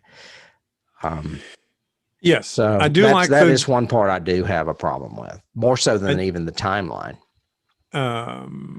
There's another homage right after that, which is near the scene. Even though the scene that you're showing behind you with Bishop, that's a publicity still, because he never sits up like that when it probably is in the movie, but they use that same kind of garbled talk when he says good job for a human. It sounds like Ash in Alien, that kind of sound. It sounds pretty cool. But yeah, I like the denouement. I like the fact that, it shows her kind of, Ash has his little milk bottle and he's going to sleep and Bishop is going to sleep. And then she and Newt share a mother-daughter kind of moment of Can I dream? Yes, of course you can, sort of thing, which makes the beginning of the third movie all Suck. a worse insult. Yeah, it's terrible. Just It's one of the reasons sucks. why I don't like it, is because they kill her and Hicks immediately. And it's like, well, that's the whole plot of the damn second movie almost. Yeah. Well, and to Fincher's credit, what he was trying to do was show that in this one, she has no choice. She has to survive herself and Yeah. for herself was the point of it. But Well, and isn't that the one where she lowers herself in the lava at the end, which is just a ripoff of a Cameron Terminator movie? well, no, he rips off that later on. Oh, he does? I thought Yeah. that was from Terminator 2. Right, but Terminator Alien 2 3 was came out after Terminator 2. oh, okay. Well, then it is a ripoff of that. Yeah, which is weird. I mean, I'm pretty sure I haven't got IMDb pulled up, but we'll check that later. I'm pretty sure that Alien 3 came out after Terminator 2. Terminator 2 came out in like 1990, 1991. No, it's probably true. Yeah. Probably true. So that's why I want to watch the work print. I want to see if it's better. Well, I think Fincher did the best job he could with what he had. I think the original screenplay would have been a lot better. One of the I watched like a 10-minute little making of thing on 3 before I watched 3. Mhm. And first of all, it's called Alien 3, which is another problem with it. But Because there was never a 2. but Yeah. yes, but one of the things that they said was Aliens. and this kind of goes along to what we've said in the podcast about a bunch of films, but a singular directorial vision and storytelling sometimes can make something that everybody thinks will not work really well. Mhm. Sometimes it can have the opposite effect, but the ones that we try to highlight, like, you know, Halloween or Night of the Living Dead, Texas Chainsaw, all of those are auteurs doing their passion projects. Mhm. And they said in this documentary, what made Alien work was Ridley storyboarded that entire screenplay before, and they liked it so much they gave him $10 more million and then trusted him to go make it. And said, go make it. We're not messing with you. Go do it. Yeah. With this one, it was the same way with Cameron. 20th Century Yeah. Fox said, we love this so much. You go make your movie. Right. And that's fine. With the third one, Fincher had to do a phone call from England every day for 2 hours, telling him what he had shot, what it looked like, sending them the rushes, and then taking notes from them on what he should change. And it's one of the reasons that he disowned it. One of the reasons that it got so convoluted. You know, originally it was just monks, and that would have played into this whole humanity of Ripley kind of thing. But no, they said prisoners are scarier than monks. That'll be better. So let's make them monastic prisoners. You know, and it just got real convoluted. I had mostly it backwards. because I thought they were prisoners that became monks, but I guess I had it the other way around. no, the original story that came, and I don't remember his name, unfortunately. Sorry. Let me know, guys. But the original story was she crash landed on a planetoid that was actually turns out later on to be a spaceship. That was one of the big reveals, that was populated by monks.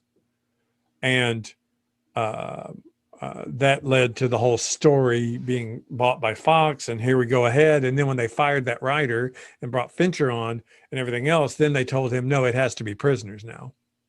So you have a woman who crash lands on a planet of prisoners. Yeah, didn't work. Yeah. Yeah. But it does have some great sequences to it. And I still think Sigourney Weaver and James Dutton both do phenomenal acting jobs in it, given what they have to do. Right. But, you know, it got terrible reviews. It didn't work well. It had some issues, but, you know. Okay. All right. Well, we talked about, first of all, this is a great film. We talked about it could have had a slightly better ending. Yes. Let's move on to keys, because I think we're running a little long here. A little. Yeah. Do you want to? I only have a few because I've mentioned a bunch already. I mentioned the one about John Hurt, which I found coincidental too. I mentioned one that the whole opening is very inspired by the first space section of 2001, the second section. Okay. With that, I've got the whole going to red for the suspense, like they cut the power right when they're getting ready to kill Burke. He goes, no, yeah, we'll throw him out an airlock. No offense. The power that cuts, and they and Ripley goes, they cut the power, and Hicks goes, how can they, man? They're aliens. No, it's Hudson, but yeah. Hudson, yeah. How can they, man? They're animals. But everything suddenly goes to backup power, which is red. Right. And that's then been used in every submarine movie since then. Every time they go to backup power, it's red. Right. Which was good and suspenseful. It worked. That was the key I had. One of the things that it reminded me of is Starship Troopers, because of all the military aspects. Oh yeah. Well, not only that, it reminds me both of the book and the film of Starship Troopers. The whole hyper macho dialogue is very Starship Troopers, the movie, but the whole drop ship, colonial marines, all of that is very. And Hudson says they're going on a bug hunt. A bug hunt. Yep. I've got that one in there too. So that was one that I picked up on. I have a few that I lifted from IMDb as well that I did not know. I found a little fascinating. Did you know that Vasquez apparently inspired the character of Tasha Yar on Next Generation? No, but that makes perfect sense. That's good. A big military officer. That works. I can see that. And apparently, this is even further. Goldstein was initially considered for the part. And she went on later to do an appearance in the movie Generations, but she didn't obviously get the part. That went to Denise Crosby. Okay. So I thought that was interesting. That's interesting. I have Asimov's Laws of Robotics from iRobot. Right. Because Bishop actually says he cannot harm or through omission allow a human to come to harm, which is the laws of robotics. I had that one as Second well. and third law. Yep. I've not read that book, but I knew that they had lifted it for a way of making Bishop more benevolent than malevolent, like Ash. Yep. I have another one that you'll love if you don't know, is that Bill Paxton's character Hudson was inspired by Guy Fleegman. He went on to inspire the character of Guy Fleegman from Galaxy Quest, which we did last season. Yep. And also starred Sigourney Weaver. That's crazy. Perfect. So and who is that guy? Sam Rockwell played him. Sam Rockwell. Yeah. He played Guy. There are moments in Galaxy Quest that he reminds me of Hudson a little bit. Yeah. Oh yeah, definitely. Haven't you seen the film? Well, and that's why the other character looks at him and goes, "Have you ever thought that you might be the plucky comic relief?" Exactly. I've got Assholes and Elbows. You already mentioned it, but it actually is used a couple of times in Full Metal Jacket, and they were filming Full Metal Jacket at the same time as this movie. It was being filmed on the other side, in the other side of London. Interesting. When I don't even need to go into this, probably the reason I know the phrase assholes and elbows is because that's what David Farmer's sister Teresa said was what chicken nuggets were made up out of. Because it's all those weird little bits of chicken, you don't know what they are. She used to say they're assholes and elbows. I was like, ugh. Perfect. That's great. Another line that actually was lifted when Hudson says, "Stop your grinning and drop your linen," that's from the AC/DC song "Shake a Leg." Excellent. That's a good one. That came from Australia, because that's an Australian band. I've got when, again, in the same scene with Bishop, he mentions the Hyperdyne system, which is a variation Cyberdyne, which is Terminator. Right. Of course.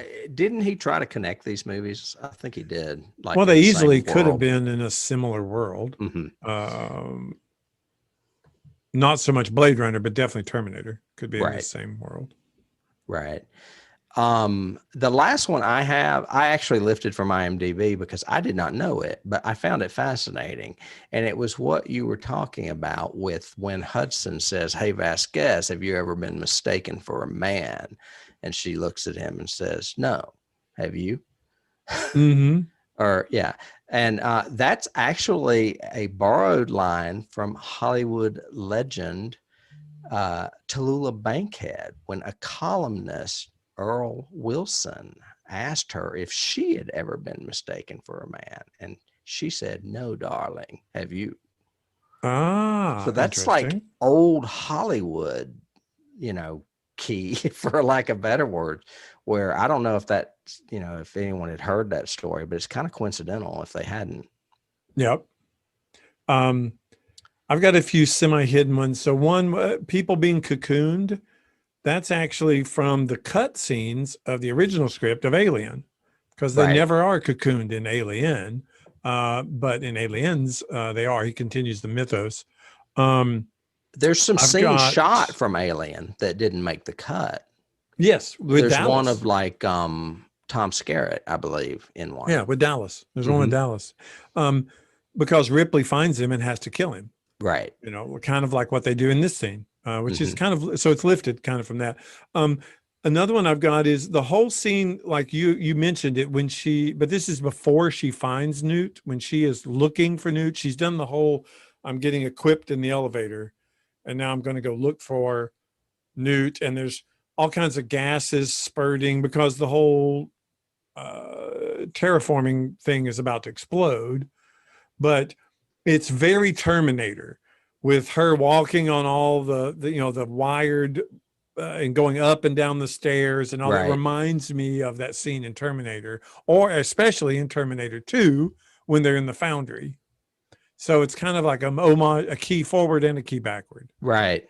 Right. Well, I mean, you could basically key it to any Alien movie or any Cameron movie almost. Because you could key it to Avatar with Sigourney Weaver, but I mean, obviously, there's not that much connection to Avatar. Right, but showing the female heroine with her gun and all this Mhm. atmospheric stuff, and she's Mhm. going on the hunt, that was very Very Terminator. Terminator-y to Right. me. Trivia. I've got a few more trivia. So the Okay. alien scream is a baboon scream. I read that. That's I interesting. saw that, and I thought that was interesting. You do not see any reference to an alien for an hour of this movie. Wow. You see Sigourney's stomach, but that's an effect, and it doesn't really Yeah, work. and it's a dream sequence. I loved I don't get bored though, because I think it's I love the story of her, and then I especially love getting introduced to all the Marines. Yeah, I think he needed it, and I think it works because once you do see them, it's one of those where, okay, we've opened the worms, now here they go. Right. Kind of thing. And just a little bit of trivia thing that people don't realize, and I thought was a cool story that was in two different little documentary things I watched. But they hired the Skotak. They're two brothers, Robert and Dennis Skotak, and they were huge in the miniature world. They built miniatures, really detailed miniatures, and did a lot of great work in England. They were hired to do a lot of the miniature effects. So they built the little radio, like the APC that you see, the vehicle they're in. There was a full scale one that they did, but it was a modified sled that pulled huge aircraft carriers. I'm not aircraft carriers, but bombers. Mm-hmm. So it moved very, very slowly. It can never move. So anytime you're seeing that move fast, it's a little like 18-inch remote control vehicle in miniature sets. So all that is miniature sets. The colony, when you see the colony and see the sign of the bar and all the stuff, all of those are miniatures. Wow. That's not real sets. And the one that got me, and it left for a cool story, was when they do that scene we like, when they first transition into the alien hive and you see the organic Right. ceiling and everything else. That's miniature. That's a miniature. That's a Right. forced perspective miniature.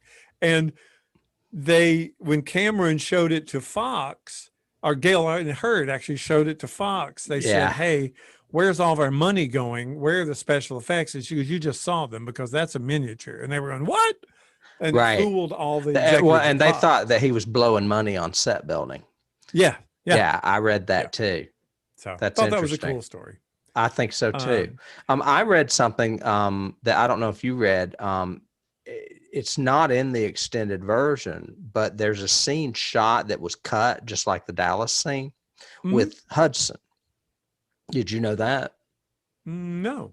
Yeah, when she goes to rescue Newt, I guess as they're leaving, they see Hudson cocoon. Oh. And he has already been impregnated, and he's like, you got to kill me or whatever. And she gives him an explosive. Yeah. And they get on like the elevator, and like there's a scene in the elevator where there's like an explosion and it tilts and you see them move. That was supposedly Hudson, Bill Paxton blowing himself up. Oh, cool. And I never knew that. And I was like, I wonder why they cut it. I guess because they put all that other stuff back in. Why did they put that back in? Yeah, they even put the hamsters in the damn extended. That's the scene they should have cut and put that in instead. So, but that's like Dallas in the first film. That one stayed on the floor. It never got in the movie. I did not know that. That's a good one. Yeah. I had one other one that was really cool, and now I can't find it in my notes because I've gone away to too much my last picture. I'm at it. I've got those are damn big ducks. So that's very Star Trek to me, because they're literally crawling through these. Except for the one that Bishop has to get in. It's damn small. Yeah, that one's cool though and claustrophobic. So that one works for me. I may be an android, but I'm not stupid. Yeah. Oh, that's good. Where is it? Oh, the scene where the extended version where Ripley's looking at her daughter. That's Sigourney Weaver's mother. Oh, the picture is her real mother. The one where she's like sitting in front of a holodeck. That was kind of weird. Yeah, they did that, but that's okay. I think they might have those, at least walls like that. We almost have them now. I thought it was cool. Actually, that's what made me realize I've never seen this before. Because as soon as I saw it, I went, what is that? Yeah, and I've never seen that before. No. Where did that come from? Yeah. But yeah, that's Sigourney's real mother in the shot. And I thought that was a really cool thing for Cameron to do and for them to do together for that. Yeah. And you're speaking, for those of you out there, he's speaking of Ripley's 67-year-old dead daughter. Yeah. I think she was 60 something. Yeah. Because she said she would be back for her 10th birthday. Right. And she never made it back. Yeah. And it had been 57 years. And it gives Ripley so much more character development just in those like 4 lines of dialogue and the way they do that scene. And again, it's one of those where I would recommend you watch the extended version before you watch the original. Yeah, there's a lot about this movie that I love, including catchphrases. Other than mostly, there's a lot of stuff that I remembered and said as she was saying it. Like, did IQs just rapidly drop in this room? You know, when she's trying to say, "Are you not listening to me? This thing is not safe," or whatever. You know, there's lots of good lines besides Hudson in this movie. Yeah, there are. She has a lot. She and Newt have some great dialogue with each other. I mean, I'm glad you picked this for our 100th because it's a very enigmatic movie that I think influenced a lot of filmmaking and influenced a lot of people's views of, so I don't have to just retell the story again. I can tell it in a different way. I wish more people still took that to heart, but they don't as much. When you mentioned sequels, I would have put Road Warrior in there too, because I thought that was a brilliant sequel to Mad Max. Well, yeah. Every Road Warrior sequel has continued even down to Fury Road. Right. have been the best examples of sequels. Yeah. But I chose this because it's both horror and sci-fi, and I thought it just would be appropriate for a 100th episode. So Yep. It merges our genres and it works. I mean, we didn't talk about the jump scare of the vagina face hugger kind of jumping out at Burke kind of thing, you with know, the little thing that comes out. which is a great scare. I mean, it's just so, whoa, where'd that come from? Dude, you know, it's great. Yeah, it is. It is. Well, we would like to thank everybody for joining us for our 100th episode. Maybe we'll see you on number 200. Who knows? Who knows? We definitely have 36 more movies to go this season. This season, yes. I think, or 34. I can't remember what episode. This is there's our a fourth, bunch, right? Yeah, Yep. it'd be 36. So. If you are not watching us on YouTube, you can, and I do keep pictures and stuff up from the movie behind me to try to keep people in on remembering if they haven't seen it in a while. And if you are watching us on YouTube, please like and subscribe and ring the bell. We are doing a show called X-Files Declassified over on Patreon. That is a subscription-based show, but it also is on the same tier as another show we do called the Dilithium Chamber, which is on Star Trek, the first original series season. But we also do a lot of free things over there on Patreon too. So check us out. Anything else you got going, David, that we should we'll see you next week when we do whatever we do next week. Next week we're in Horror World and you're in for a doozy, trust me. Okay. All righty then. We'll be doozying next week with the doozies. Okay. Tim, thanks so much. Hey, thank you, and we'll see you later. See you later. Bye.